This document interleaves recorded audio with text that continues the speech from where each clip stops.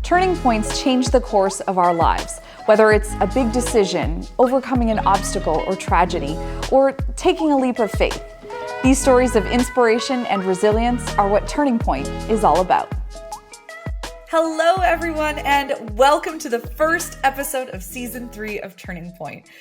It feels pretty cool to say that I started Turning Point in the winter of 2020, 8 months into the pandemic, and I didn't really know at the time where it was going to go, what it was going to turn into. So to be here starting Season 3 is pretty cool. Thank you so much to all of you who have been here from the beginning, and also to those of you who are new. Welcome to Turning Point. I'm your host, Priya Sam, and this season we are so thrilled to have Fanshawe Alumni as one of our sponsors. Again, I graduated from the broadcast journalism program at Fanshawe in 2006. It marked a major turning point in my life, so this partnership is really just so perfect. The interview you're about to hear is with another Fanshawe alum, Bridget George. Bridget is an award-winning author and illustrator. Their debut book is a dual-language English and Ojibwe children's book called It's a Mitig. You'll find out how it came to be in this interview. It was recorded on Instagram Live in September of 2022. And speaking of incredible alumni, tonight I am thrilled to be joined by Bridget George. Bridget graduated from the graphic design program at Fanshawe College in 2021 and is now an award-winning children's book author and illustrator. Bridget's debut book is a dual-language English and Ojibwe children's book called It's a Mitig. Bridget is joining us today from the Kaliwi Circle at Fanshawe College's Institute for Indigenous Learning. And we would like to acknowledge and honor the Anishinaabe, the Haudenosaunee, and the Lenape people of southwestern Ontario as the traditional owners and custodians of the land and waterways where Fanshawe College is located. So I'm just gonna add Bridget here. Here we go. And hopefully we'll see her Bridget pop up here in just a second. There we go. Hi, Bridget. Hello. You have a beautiful background. I know I mentioned that you are at Fanshawe College. Is this your first time in that space? It is. I was so excited to pop in and see it in person. I've seen all kinds of videos and it's so beautiful. Yeah. Oh, it looks great. And I'm so glad that you were able to join us from there today. So before we get to your turning point, let's go back to your childhood. You grew up in the traditional territory of the Anishinaabe in Kettle and Stony Point First Nation. Can you tell us about your childhood there? Yeah, absolutely. I think before I go into my childhood, I think it's super important for me to share a little bit about the history of where I come from. So I grew up on the shores of Lake Huron in Kettle and Stony Point First Nation. And some people might know or recognize the name of my community. It's been in the news in the past because of the military seizure of half of our community, Ajudanaa, and it being turned into a military base. So it sounds super random, but it does play a huge role in my upbringing and what was and how I came to be the person that I am. A little bit about my family. My mother is a day school survivor, and my father was also a residential school survivor. And although he hasn't ever explicitly said 60s scoop survivor, he was put up for adoption when he was 3 years old to a non-Indigenous family in BC and didn't really ever know where he came from. And yeah, he spent a lot of time in and out of the foster system. And when he was 19, my paternal grandmother reached out to him and explained who he was, where he came from, that he was Anishinaabe. And he moved back to Ontario and started to reconnect with his family, his culture, where he met my mother. And I was born, so I'm the I'm the oldest of four. And I was born in 1994, which also feels like kind of an inconsequential thing. But if you're familiar with my community at all, you'll know where I'm going with this. So I was born in 1994. And in 1995, the OPP murder of Dudley George happened. So I was 1 year I was 1 year old. And my parents often remind me of there being a march after Dudley was murdered, and they pushed me through in my stroller from Kettle Point to the Army base, or Ojibwe community. And again, that seems kind of, it was a big part of me growing up, because a lot of the media that surrounded the OBP killing of Dudley George was, of course, very negative. The media took kind of what was land defenders trying to protect our traditional territory and protecting the rights that were promised to us, and put a negative spin on it. So my entire childhood, I grew up reading a lot of negative things about land defenders from my community in general. It spun around to First Nations people in general. And yeah, so it's not a great picture. There's a lot of intergenerational trauma in my childhood, and a lot of dealing with kind of like the racism that centered around the political climate of my First Nations community.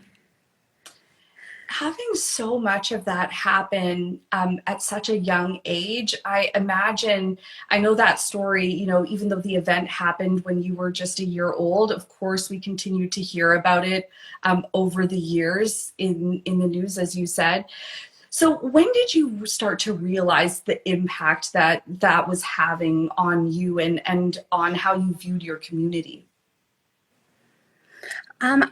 To be honest with you, Priya, I've been on a healing journey for quite some time, and I didn't really make the connection between the media representation and what had happened in my community and how that affected me as a person until fairly recently. There were a few times where I kind of thought about how media portrayal of Indigenous people affected my own self-esteem, but I never really made the connection between like the political climate of my community and the community surrounding us, and how that affected my self-esteem and how I looked at my own indigeneity growing up until fairly recently. And I know we're going to hear more about that when we talk about your turning point. So I just want to say hello to everyone who's joining. Thank you all so much for being here. I'm speaking with author and illustrator Bridget George. And this event is sponsored by Fanshawe alumni. Bridget and I are both Fanshawe alum. If you have a question for Bridget, you can put it in the comments. You can use the Q&A feature on Instagram as well. So we're going to get to Bridget's biggest turning point here in just a moment. But you had another turning point, not your biggest one, but a big one in your life when you were in high school. So tell me what life was like for you at that time. I believe this happened when you were 17. Yeah, absolutely. So, like I said, the political climate and kind of like the history of my community played a big role in my self-esteem, but it also played a big role in my mental health.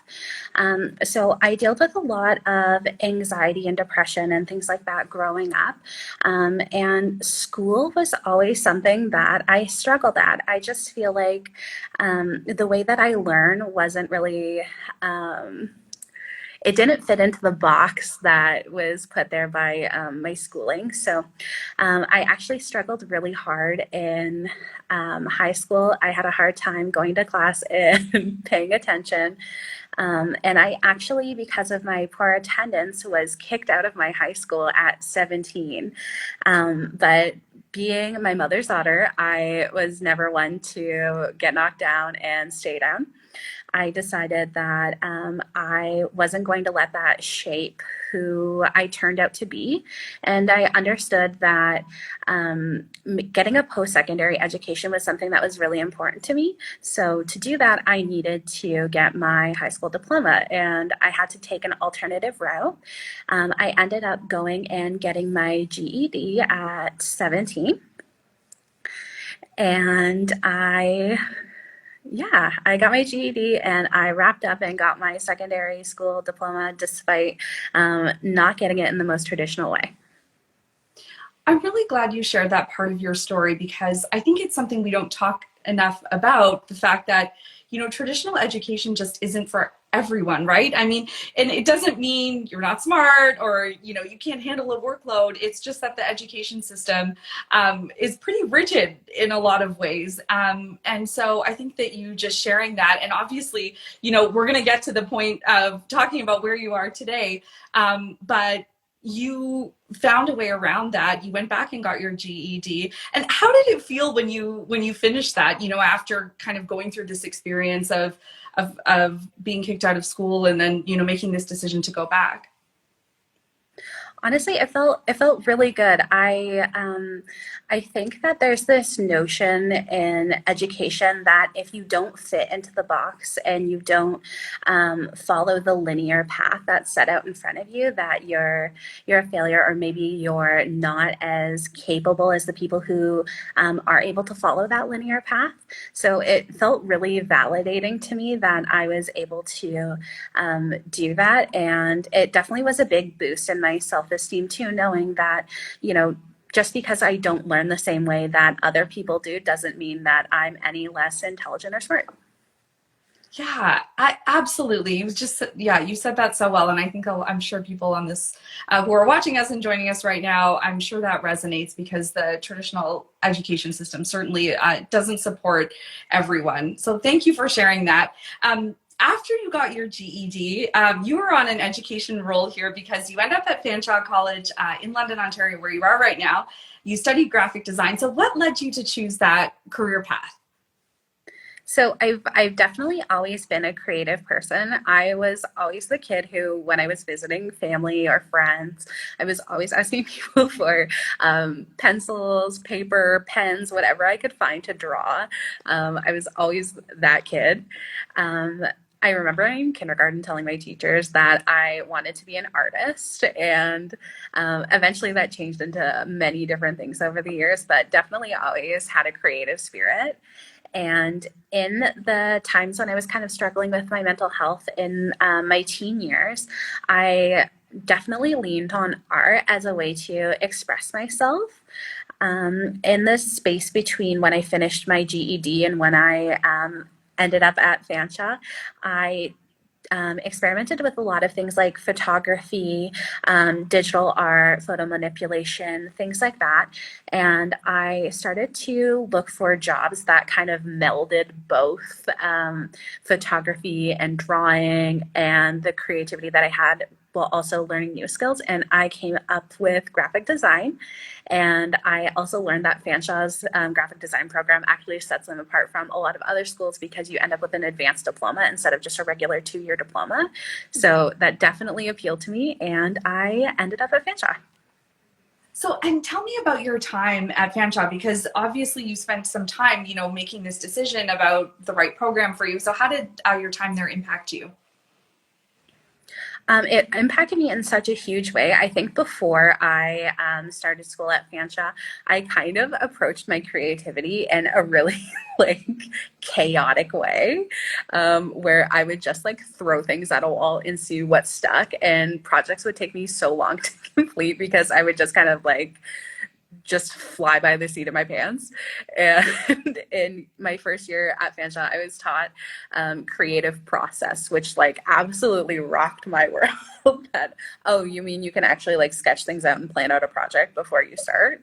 So learned about the creative process. I learned about the history behind design and art, and I absolutely love that. I feel like it unlocked like a part of my creativity that I didn't have access to before.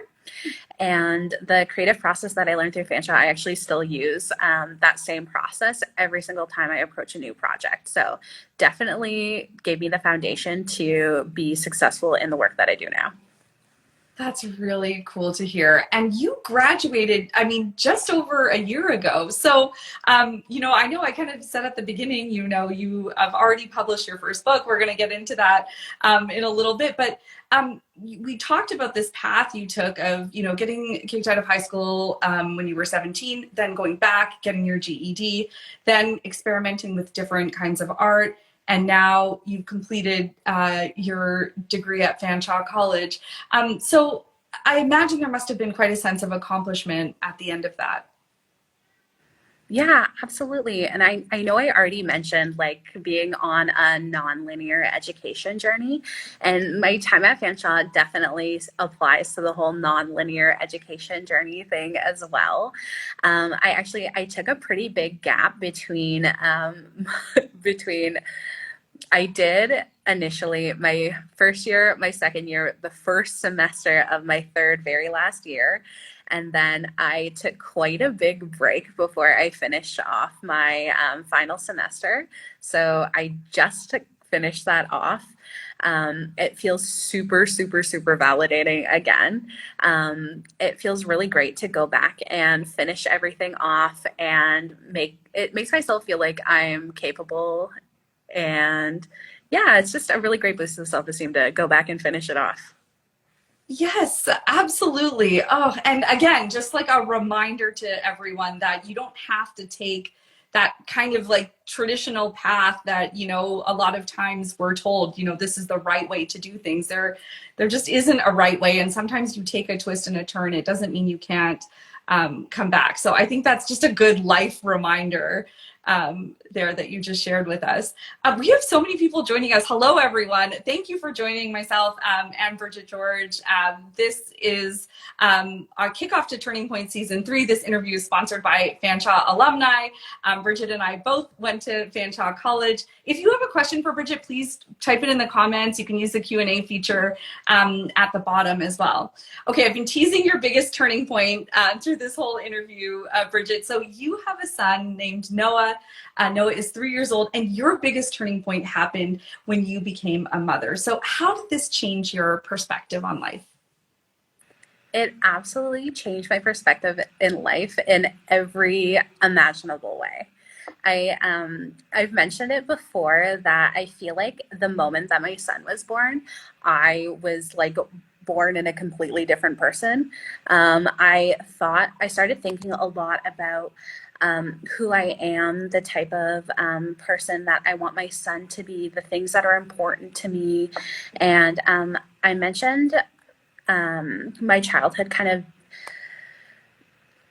affecting my self esteem a lot. And I started to kind of reflect on that a lot more when my son was born. And I started to think about how important it was to me that my son grew up in an environment where he didn't ever have to feel like he was insecure in his indigeneity, and that he didn't have to hide any pieces of his indigeneity to fit in or feel comfortable.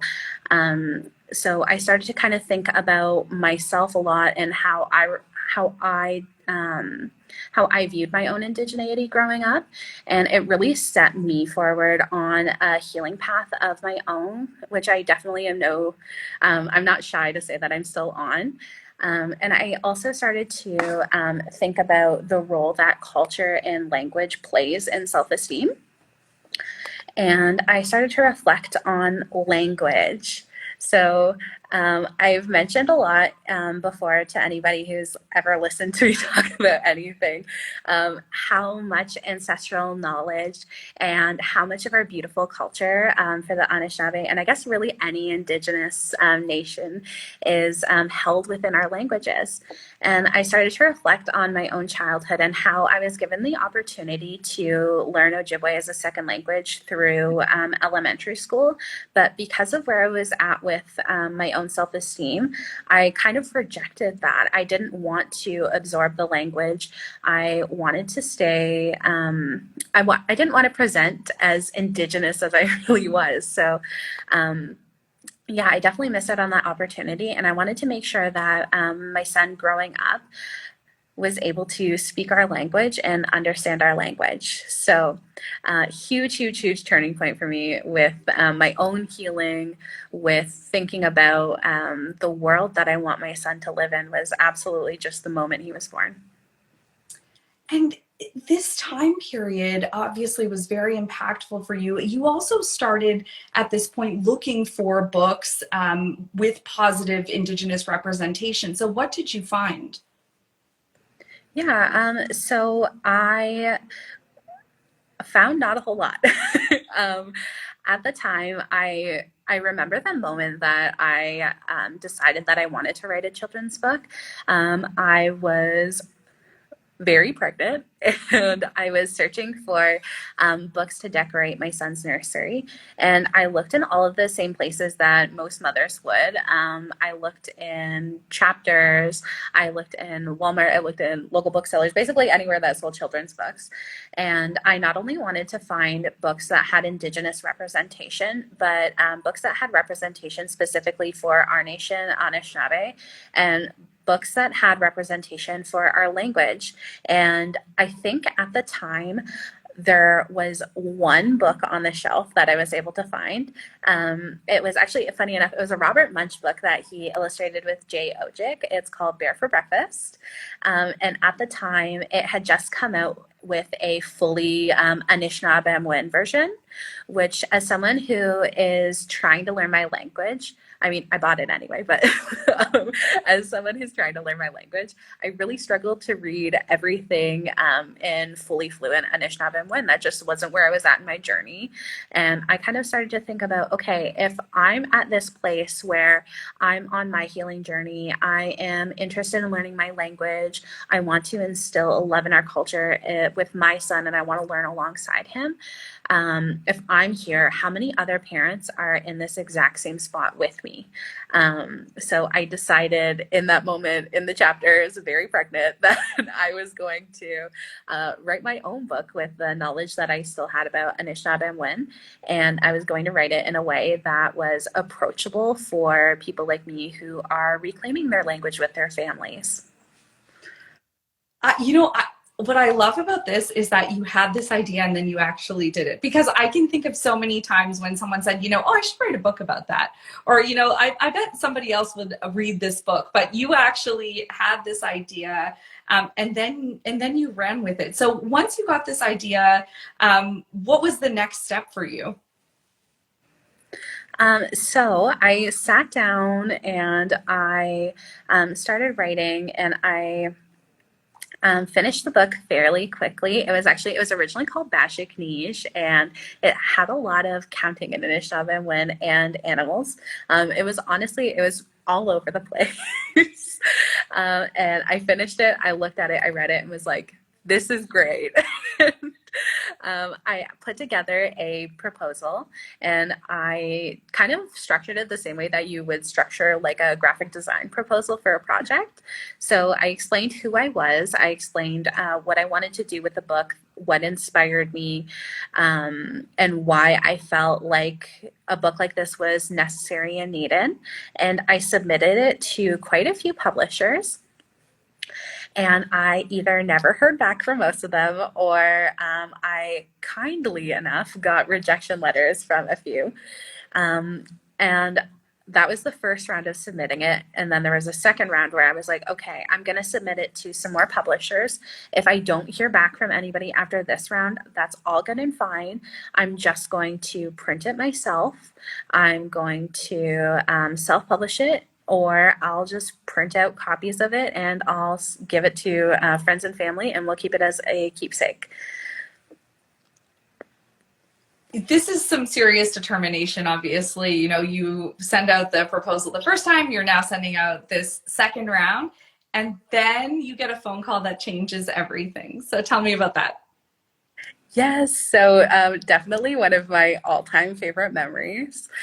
So I remember the moment that so just to, just to preface, while I was waiting for to hear back from publishers, hopefully, I was refreshing my email so often. I'm honestly surprised that I didn't leave like a mark all the way down my phone from how often I was just like pulling to check my Yeah. email. So we were on our way to, we meaning my husband, Noah, and I were on our way to visit my family. And I refreshed my email for probably the 10,000th time that day. And I had an email from a publisher, Douglas and McIntyre, which is a great indie publisher in BC, letting me know that they wanted to give me an offer on my book and asked me to give them a call. And I remember this moment so vividly because we were driving down the road to my parents' house, and I asked my husband to pull over the car because I was just so excited so we could both like freak out about it. it. And I had like baby Noah in the back seat. I think he was 3 months old. So tiny little baby in the back seat. We're all like pulled over on the side of the road, freaking out. Everybody's like happy. It was just one of the most like exciting moments of my life. Oh, I'm like feeling the excitement over here just hearing this. Do you remember, like, do you have any idea how long you were sending out proposals, or and how long this period of time was before sending out that first proposal to this phone call? Oh my gosh, it was quite a while. I Yeah. know that I waited from the first time that I sent out proposals to the second proposal, or sending out the second round of proposals to publishers. I believe that was about 4 months in between there. And I think it was about 3 months from the time that I sent out the second proposals and heard back from my publisher. And I think in total, from the time that I was pregnant in the chapters and was like super ready to submit proposals, I wrote the book really fast and put the proposal together really fast. So that probably was like maybe 3 weeks. Wow. Oh, that must have, yeah, that phone, getting that phone call must have been amazing. And if you, anyone watching and listening is wondering what happened next, we're going to get to that. But I do just want to say thank you all so much for joining us. I think we have people from all over the country, and I've seen some people from other parts of the world joining us as well. So thank you all so much for being here. Bridget and I are both Fanshawe alumni, and we're learning more about Bridget's story from becoming a graduate of the graphic design program at Fanshawe College to publishing a children's book called It's a Mitig. It is a dual language English and Ojibwe book. Okay, so now we've got to the point where you get this phone call from the publisher. And I know you kind of teased this earlier. You mentioned that the book had all kinds of different ideas in it. So what happened once you started working with this publisher? So the very first step was I had an editor assigned to me, and the editor worked with me back and forth to kind of make it a little bit less chaotic. And while we were editing, we came up with the idea of having the English words rhyme with the Anishinabemowin, which was a very, very difficult thing to do. As you can imagine, rhyming two languages, not to mention an Indigenous language that has a completely different vowel system, pronunciation system than English. So we had initially edited the book down to be in kind of like a riddle format. And then after we had done that, we came up with the idea to make things rhyming with English and Ojibwe, which is an absolutely brilliant idea. It honestly, I wish I wish books like that existed when I was learning in school. It would have made things so much easier. And we went through quite a bit of rounds of editing, just the English and kind of like the idea of the book. And then after we had finished that, there was a second editor who helped us out, Margaret Noden, who is an Anishinabemowin teacher at, I believe it's the University of Wisconsin, University of Wisconsin, went through and edited the Anishinabemowin for us, just so that the spelling was a little bit clearer and from the same dialect, because where my First Nation community is situated, there's actually quite a bit of Anishinaabe people that are also from the northern United States. So the dialect in my community can get kind of mixed between the two. So we edited the book, and that took about, I want to say, 6 or 7 months. And then after that came the illustrations, which were also me. This is the part of the process, like if you've never gone through it, you just have no idea, right? How long it takes, like 6 or 7 months to edit. And then yes, you also did the illustrations. Like in a traditional setting, someone's writing the book and someone else is doing the illustrations, but you did this all yourself. So tell us about that part of the process and really bringing this to life. It's a beautiful book visually as well. Thank you so much. So the illustration process wasn't that much of a surprise for me as the editing and writing portion was. The project was approached pretty pretty similarly to how we were taught to approach projects in school. So that wasn't a shock. And like I said, the publisher that ended up picking up the book is a wonderful Canadian indie publisher. So I was absolutely blessed to be able to be given a lot of creative control over the visuals of the book. So that was great. But just what the process looks like for anybody who might be interested in how book illustration works is I went through the manuscript itself and kind of tried to figure out what I was going to draw there. I'll usually make notes. So heavy focus on the animals and nature words that you're learning. And then you do something like a storyboard. So you break down what words are going to end up on which page and do sketches for what you're going to draw for each page. And then once that is approved, I went in and started doing final illustrations. And the illustration portion of the book actually took like considerably less time than the editing. I think the illustrations in total were finished in about 4 months, which in comparison to the illustrations that I'm doing now for other storybooks is actually like an amazingly short amount of time to have an entire children's book illustrated in. Yeah. And do you think some of that was because you already had these ideas floating around in your head as you were writing the book?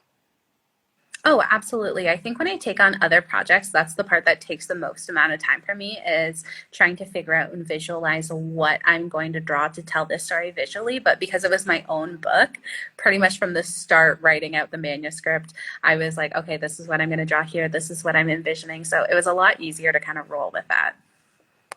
You mentioned earlier how, a lot of the inspiration for this book came from your own journey and looking for books for Noah's nursery, being able to show not just positive Indigenous representation, but also to teach Noah your language. So as you were going through this process, and then once the book was out, what did you hear from people who were reading your book and buying your book? Oh my gosh. This is one of my favorite things to talk about because it just like, I feel like anytime I talk about it, it just like absolutely warms my heart. So a lot of the feedback that I got was from other families that were in the exact same position as me, people whose parents were day school survivors or residential school survivors who weren't raised with their language, or even people who were 60s scoop survivors and we're working on reconnecting with their identity, their language, getting to know their communities, and talking about how accessible it made the language to them, which is exactly what I intended to do. And I think one of the things that impacted me the most was definitely hearing from other parents that it made them feel less intimidated to learn the language alongside their children, because I think that that's one of the best gifts that Noah has given me in kind of starting my healing journey, is being able to learn alongside him is such an honor. And to hear from other parents that are on that same journey, it not only warms my heart, but it gives me this really beautiful sense of community, and it gives me a great amount of pride in like just other Anishinaabe parents, knowing that there are so many people that are on that same learning journey and that same healing journey, and that there's all of these wonderful, beautiful little Anishinaabe babies that are growing up with their parents teaching them their language. So I think it's great. That's incredible. And to know that this all started from a place where you were kind of feeling a little bit alone too, right? Not knowing, are other people feeling the same way as me? And now you've created this book that is connecting all of these people who are in the same position and also encouraging them to learn their language as well. Yeah, that's really cool. Wow. So this was your first book. Certainly far from your last. You've already got so many exciting projects in the works. I'll let you tell me about what you're working on next.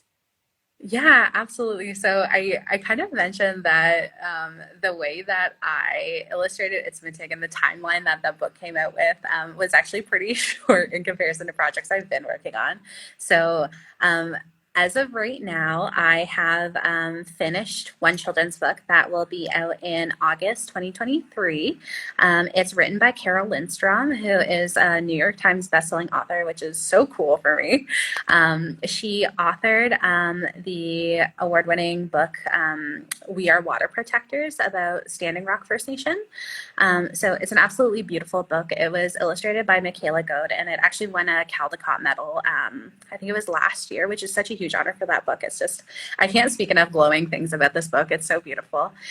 So I have the honor of illustrating her follow-up book to that. It's called Autumn Peltier Water Warrior, and it is about Autumn Peltier and Josephine Mandamin and the connection between Anishinaabe, so Anishinaabe women, and water. So it's a really, really beautiful book. I also have another book that I'm about to wrap up that is a tragically hip children's ABC book, which is so incredibly cool. I'm one of 4 co-illustrators on it, and that one will be out in, I believe it is October 23. And what else do I have? In November, I'll have a really big project coming out. I was able to illustrate all the collateral graphics for the Walt Disney Company's Native American Heritage Month program. So in November, all of those graphics will be out. And I am also illustrating a few other projects that haven't been announced yet for other Indigenous authors. So there's quite a bit coming out from me in terms of projects in the next year or so. That's all exciting. And tell me about the Tragically Hip project. Like, how did that happen?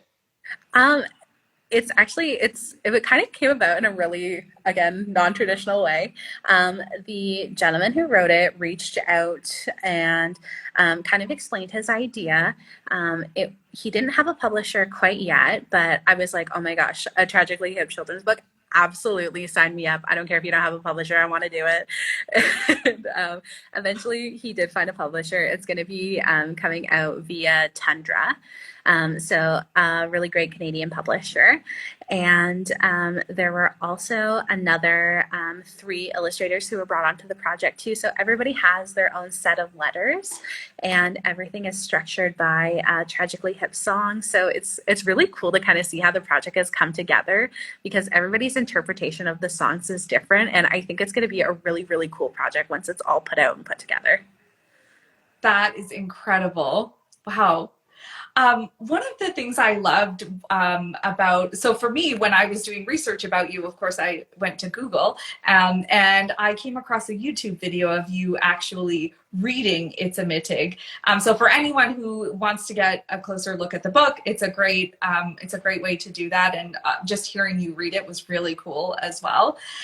So I guess as I was doing that, I was wondering, when you were putting the book out, like, did you envision any of these things that were going to happen after, or were you just really focused on that one project? I honestly was just really focused on getting it done and having it in my hands, and of course in Noah's nursery so I can read to him. But I was really taken aback by the response, especially from non-Anishinaabe community members and just kind of people out in the world. The reason being is, when I wasn't hearing back from publishers, I mentioned that I got a few rejection letters. And one of the rejection letters that I got was actually, I mean, it's super rare to get a rejection letter from a publisher when you're kind of like cold querying them, because most of the time you just won't hear back.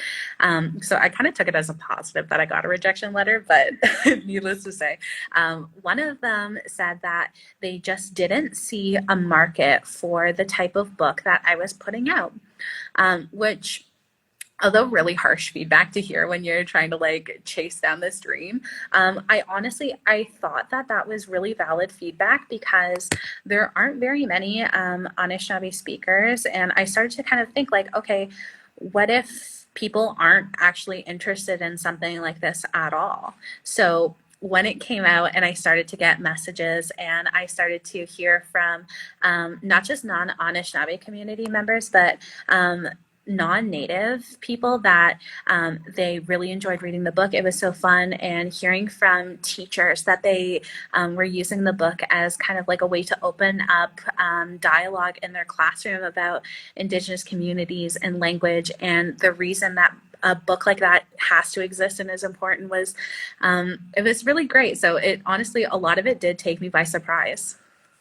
Yeah, because you were so focused on like your purpose for writing this book, which was for your family, but also, of course, with the idea that other people would be interested for a similar reason as you. But yeah, that's something you would probably like. I wouldn't have thought of that a teacher might use this in their classroom. That's very cool. So as you're looking at the projects that you're working on now, have you been thinking about any of those kind of additional ways that the books might be used? Yeah, absolutely. So one of the big ones is so it's I haven't announced it yet, but I'll talk about it here. So I have a book that I have the honor of illustrating that it actually probably won't be out until 2024. It's going to be published by an American publisher. It is basically a land acknowledgement book. So it talks about how important it is to think about how we've come to be and the places that we are, and the circumstances of that, the treaties that have played a role in us being able to occupy the spaces that we're in, which I feel like is super groundbreaking, especially for an American publisher, because, over here north of the medicine line in Canada, we do land acknowledgements, and those are pretty commonplace. But in the States, that's not really something that's done over there. So that will be out in 2024, and that's definitely a big one that I've thought a lot about how much of an impact that's going to make in especially places like classrooms. Yeah. And I mean, I know we talked about you studying graphic design at Fanshawe College, but when you were doing that, did you have any idea that you might end up working on projects like this that would, be so impactful, not just through the art and the beauty of them, but also just through the content and the education that they're providing? Honestly, I didn't really anticipate my career and my education taking me where it has. It was really just kind of like a natural flow of things, and creating things out of necessity and need, which I feel like is something that creative people should do more often. Because I feel like if you're creating out of a place for um, room for your passions, you're always going to create something beautiful and useful. Yes, yeah, that is really good advice. And you might not know it at the time. And it sounds like for you also, you were very open to the possibilities and to just saying, like, yes, like this feels like something I want to do, so I'm going to do it. And then, all of these other things sort of sprouted off of that. Yeah, definitely. I've tried to kind of guide my career around like heart guided creativity. And if something feels powerful and important to me, I will definitely take the project on. Something that I was signed to an agency about a year ago. And I think that's something that my agent might not like the most is me, regardless of budget, if something speaks to me, I'm going to do it. But also, if something doesn't feel like it's a fantastic fit for me as an artist, I'm totally comfortable passing up projects too, which I feel like leads to making sure that all the work that I do is meaningful for me. Yeah. And, earlier we talked about during your childhood and, seeing a lot of negative representation of Indigenous communities in the media. I know you mentioned, you're still on this healing journey, but would you say you are now? And, how has your view and your perspective changed? It's honestly, it's done a complete turnaround. I went from being a child or a teenager, rejecting my indigeneity, trying to like shrink that part of myself to be as to not be as visible, to being super proud about it. I always make sure that my son knows who he is, where he comes from, who his family is, and I honestly, I feel really proud of myself for how far I've come in my journey. Especially in learning my language, I mentioned how much of our knowledge is held within our languages. The more I learn about Anishinabemowin and the more Anishinabemowin I learn, the more rooted I feel like I become in my identity and understanding where I fit in the world. So, yeah, I definitely feel like my journey has come a really, really long way. It's really great to hear that, and also to hear that you're amplifying that knowledge and that message as well through your work and through your literature, through your books, and through your family as well, through your son who's going to grow up with this kind of beautiful view on your culture and with the language as well. That's pretty cool. Yeah, it's definitely a big point of pride for me. Yeah. So much has happened since your biggest turning point. It was just over 3 years ago when Noah was born. So, as you reflect back, what would you say stands out the most to you? I would definitely say, um, like I said, the transformation of like doing work to do creative work versus where I am now and doing heart guided work. I feel like there's a lot more meaning in the things that I am making and creating.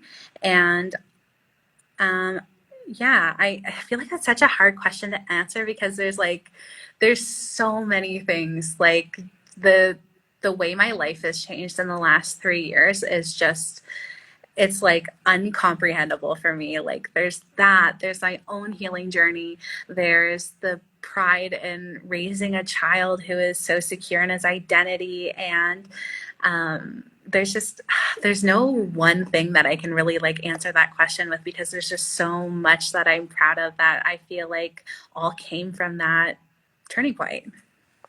Yeah, and I think you really, when you said, when we were talking about the turning point, and you said it was like a rebirth of sorts, like what you just described there is exactly that. I mean, it, like you said, it really just impacted and changed every part of your life. And I think that's pretty awesome now to see like where you are now and what you're doing with it. Yeah, absolutely. I again, exactly like you said, just to echo it, it really does feel like I, it was like a rebirth moment for me. Yeah. Oh my gosh. My light is doing something something weird over here. Here we go. So Bridget, we do have some audience questions that I would love to get to here. Somebody Yeah, asked, for anyone who has never written a book before, do you have any advice about where to start?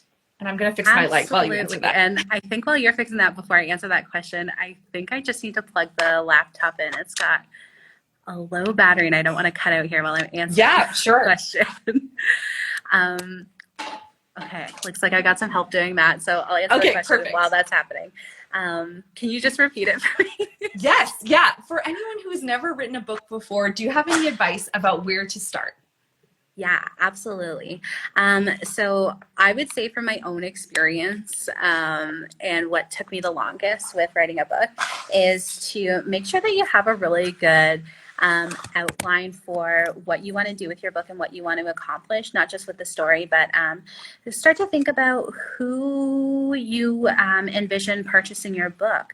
What does that person look like? What would they want to read? And use that to kind of like shape your creative process. And also, publishers really want to hear that from you. They want to know that you've thought about where your book is going to be picked up by people, what your goal is. So I would say that that's a really big one is think about what you want to accomplish with your book and use that to shape your creative strategy. That's great advice. This next question is, how can non-Indigenous families introduce Indigenous culture to their children? That is a great question. So I think depending on who you ask, you're going to get a huge gamut of different answers.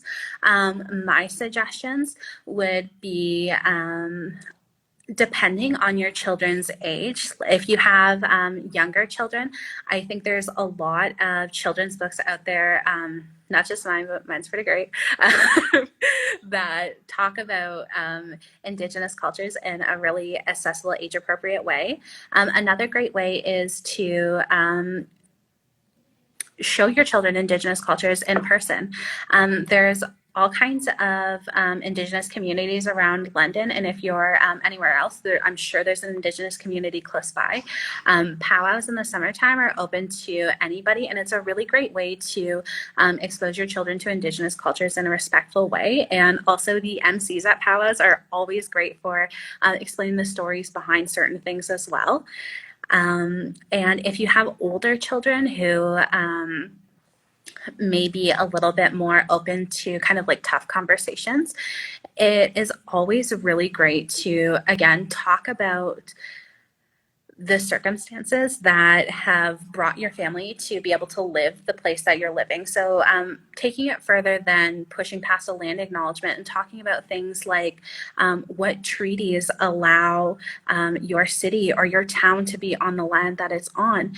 If there are treaties that aren't being honored that allow your town or city to be sitting on the town that it's on, talking about that. So I think that treaty education is something that we could be talking about with children that are able to absorb that information. So that would definitely be my suggestion. Yeah, it's so much around education. I think that, yeah, that's all really important. Thank you so much. I think we'll definitely include some of that and some links to some of the resources that you mentioned as well in the show notes of the podcast as well. Bridget, this other question is about something you mentioned early on, just about a lot of the negative representation of Indigenous communities that you grew up seeing. So it's kind of two parts. Do you feel like the representation has improved since then?